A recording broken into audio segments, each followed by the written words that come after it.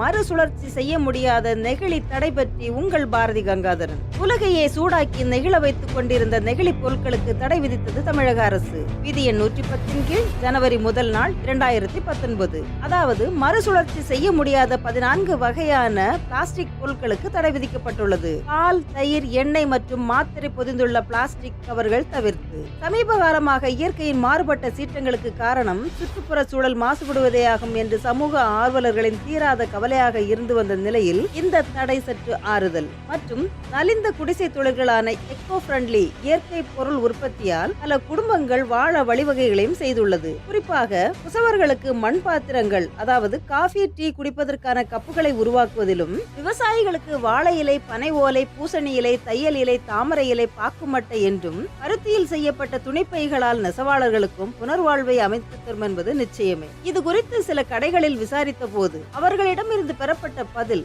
சற்று வித்தியாசமாகவும் அதிர்ச்சியாகவும் இருந்தது. துணி, கித்தான் மற்றும் காகித பைகளில் பொருட்களை கொடுப்பதுடன் அதற்கான விலையையும் சேர்த்தே பொருட்களுடன் சேர்த்து விடுவோம் என்றனர். அதனால் பொதுமக்கள் இனி எங்கு சென்றாலும் கைகளில் துணிப்பையுடன் செல்வர். உணவு பண்டங்கள் வாழை இலை, தையல் இலை, பூசணி இலை, தாமரை இலை போன்றவற்றில் பரிமாறப்படும். காஃபி மற்றும் டீ கடைகளில் மண்ணால் செய்யப்பட்ட குவளைகள், கண்ணாடி டம்ளர்கள் மற்றும் எவர் சில்வர் பித்தளை போன்ற பொருட்களால் செய்யப்பட்ட பாத்திரங்களில் பரிமாறப்படும். இதனால் கேன்சர் போன்ற கொடிய நோய்களிலிருந்து தப்பிப்பதற்கான வசதிகள் செய்யப்பட்டுள்ளன. நிலத்தடி நீர் பெருகவும் வாய்ப்புகள் அதிகம் உள்ளது. அதாவது தூக்கி எறியப்படும் பிளாஸ்டிக் பொருட்களால் மழை நீர் நிலத்திற்குள் இறங்குவது தடுக்கப்பட்டு இருந்தது.